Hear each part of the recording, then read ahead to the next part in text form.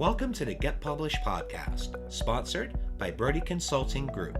To get more information about our coaching, publishing, executive ghostwriting, and podcast production services, go to getpublishedpodcast.com.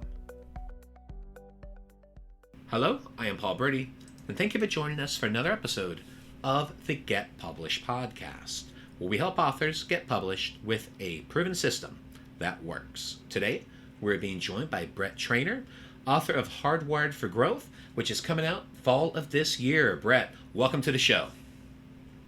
Hey, thanks, Paul. It's great to be a guest with you today. Well, we are looking forward to this interview. Are you ready to get started? I am. Let's go. All right. Question number 1. What is the one piece of advice that you would give to a first-time author who is currently writing their book? Yeah, that's a great question, and I wish I would have asked that question before I started the process. And I think the biggest thing is what I've learned is don't expect kind of your first outline or first draft to be the final product. And I mean, in the sense, as I've gone through this book, I had a very clear idea of what I thought the output in the blueprint would look like.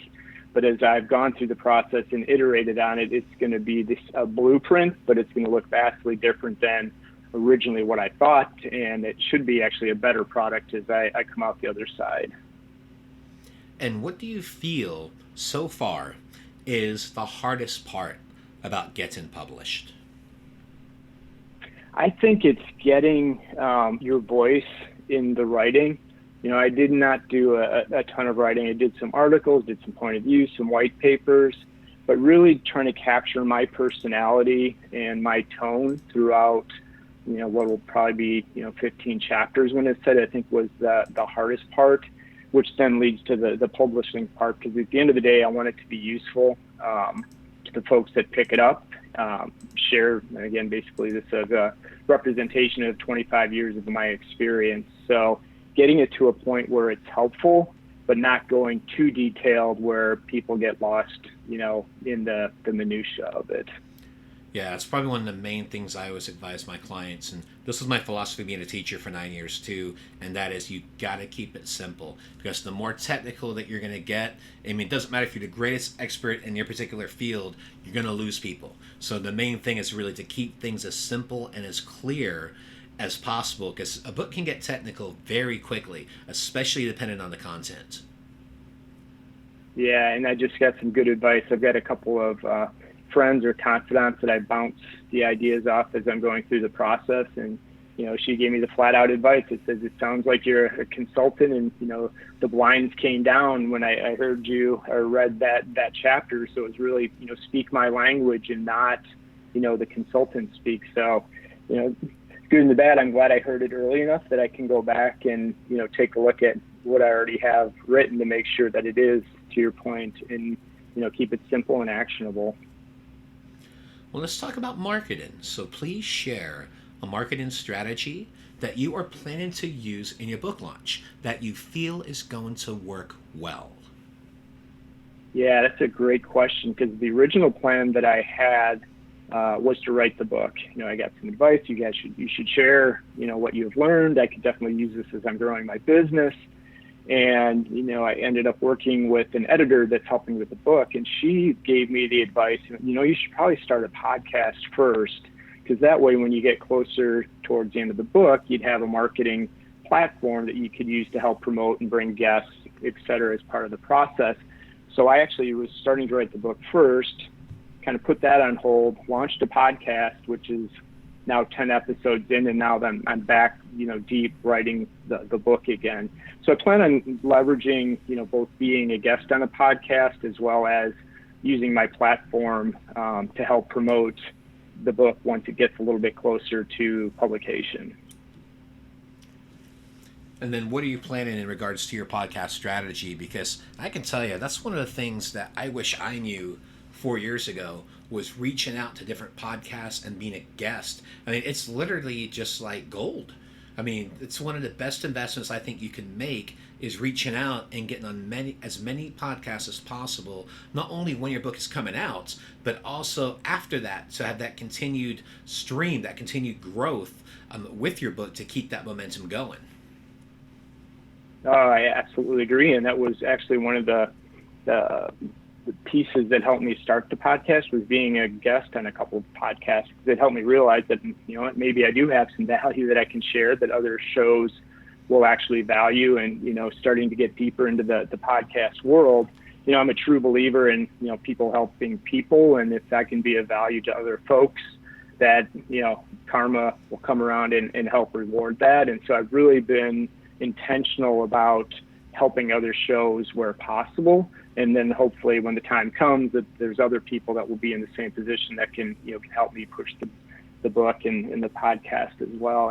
And just one thing, when I started writing the book, and I don't know if you hear this quite a bit, Paul, but when I started the process, I really didn't care if anybody ended up buying the book. But now that I started to put hours upon hours in it, I do hope that people do get value out of it. But at least with this first book, it's, a passion play for me, just to, give something back within it.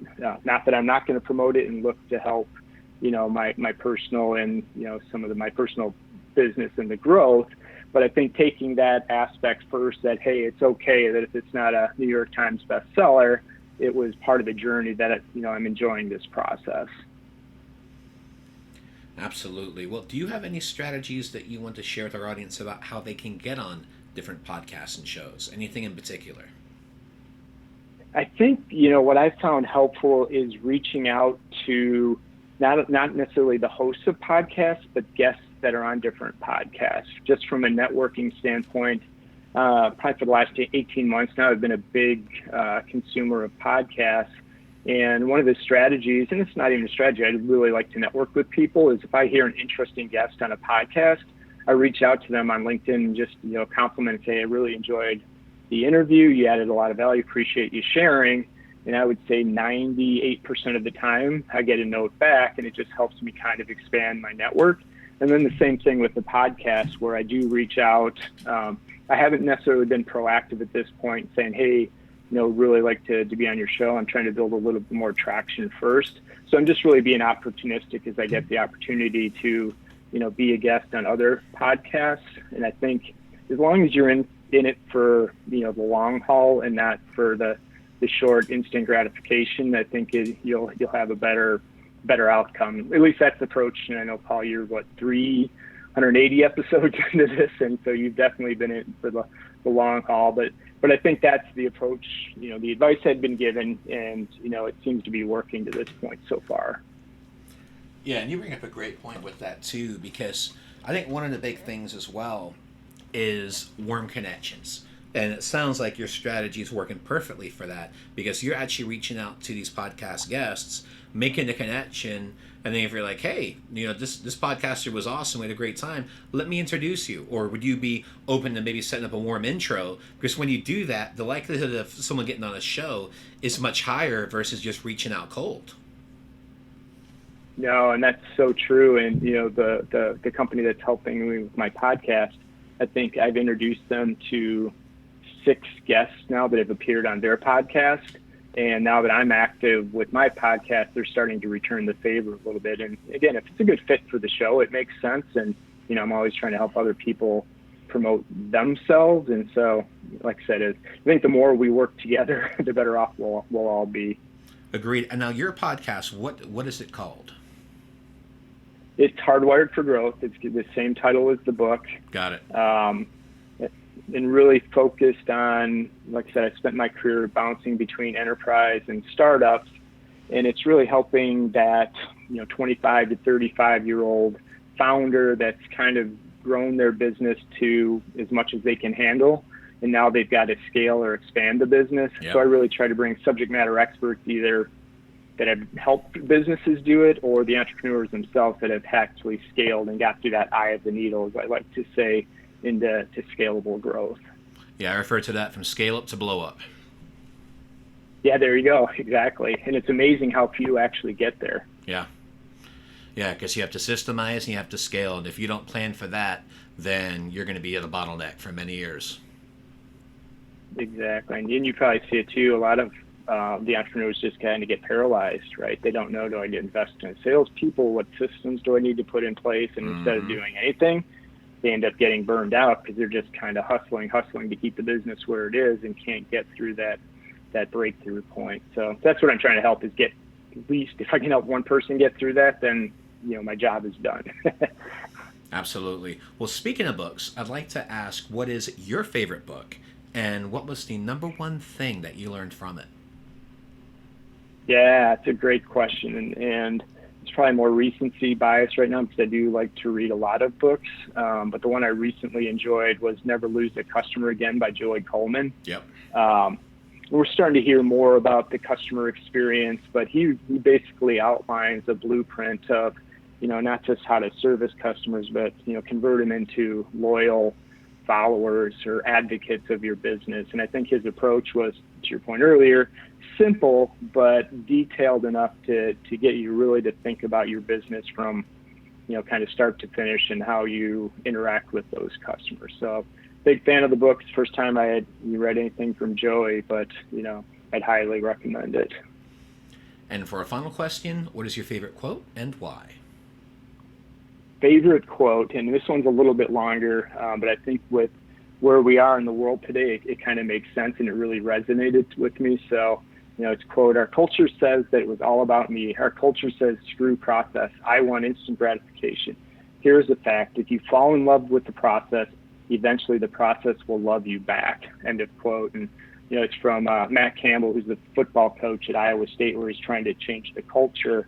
And my biggest takeaway from that is, do it for the process, right? If you put, like you said, with the systems and the time and the relationship building, if you fall in love with the process of doing it, eventually, the process will love you back, and stop thinking about or relying upon the instant gratification or the growth hacks or, along those lines. So when I heard that, it just really resonated with me. And so it's kind of stuck, and like I've been sharing it when I have the opportunity. Well, that reminds me of the other sports analogy, the Philadelphia 76ers basketball team, where they were constantly saying, just trust the process, trust the process. And even their fans would turn to each other and go, trust the process. Yeah, isn't there so much truth to that, though? I mean, when Yeah. you think about it, everybody's trying to get that instant win or, overnight success, and it just doesn't happen for 98%. But if you put the time, the work, and you enjoy the process that you're following, then you have a better chance at a positive outcome. Yeah, it takes a lifetime to become an overnight success. Exactly right. I'm gonna have to use that one too. So that's always my philosophy with that too. So in fact, I almost want to make that my favorite quote. So what is your favorite quote? Yeah, I liked it. That the other one I really like, and I hit my kids with early in life, is excuses are the nails that built the house of failure. Yes. And I wish I could tell you who that quote came from, but cut the crap, cut the excuses, own what you have, and build, and just keep pushing forward. So Exactly. So those are probably two of my favorite. Excellent. Well, Brett, I want to thank you for being a guest on the show. What is the best way for people to find you online? Yeah, thanks, Paul. It was great. My pleasure to be here. The two easiest ways is my website, and it's Brett, B-R-E-T-T, Trainor, T-R-A-I-N-O-R. So that's Brett, triple T, Trainor.com. And then on LinkedIn at Brett Trainor. So very active on LinkedIn. The website community is growing. So anybody wants to have a conversation about the book, the podcast, growth, please reach out. I'm more than happy to have a conversation.